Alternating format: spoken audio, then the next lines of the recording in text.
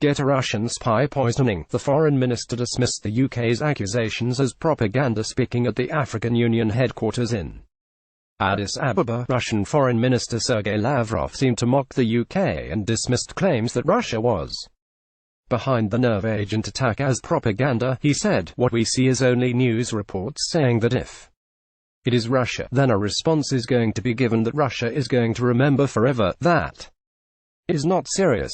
This is propaganda, fair and square, and it is trying to raise tensions. If someone wants US to engage in an investigation, be that on the poisoning of the UK, subject to the rumors about alleged interference in the electoral campaign of the US, if you really need our assistance, then we will be willing to contemplate this possibility if we have the necessary data and facts. But in order to have a serious conversation, you have to use the official channels."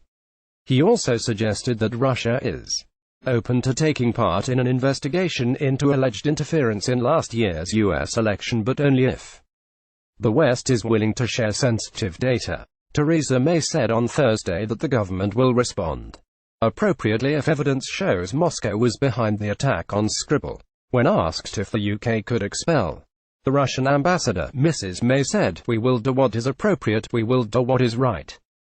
If it is proved to be the case that this is state-sponsored." The news comes as a former MI5 official speculated that Russia might have been framed over the poisoning of the spy. Annie Machon, a former MI5 officer, has spoken about accusations Vladimir Putin's government was directly involved after former Russian spy Sergei Skripal was poisoned on UK soil. GETTYRussian spy poisoning. The foreign minister seemed to mock the Sergei Skripal, 66, and his 33-year-old daughter Yulia were found slumped on a bench in Salisbury, Wiltshire, after being targeted with a nerve agent. Russia has denied responsibility for the attack, which comes 7 years after Mr. Skripal was released from the country as part of a spy swap with the US. He had been convicted in his home country in 2006 for passing state secrets to MI6.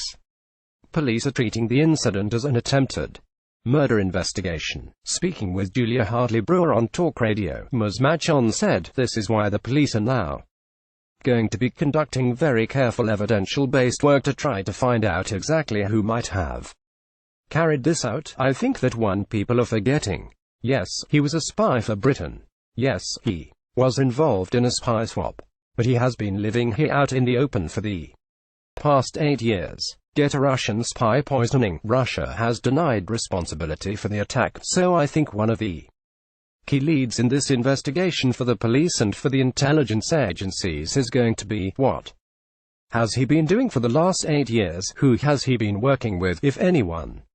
And they will be sifting with a fine-tooth comb through his electronic communications. They will get a warrant to go into his computer, look at his telephone records, his associates, everything, to try to build up a picture to find out who might indeed have had the right motive to carry out a very high-profile hit in a very unusual location. It does make everything point towards Russia.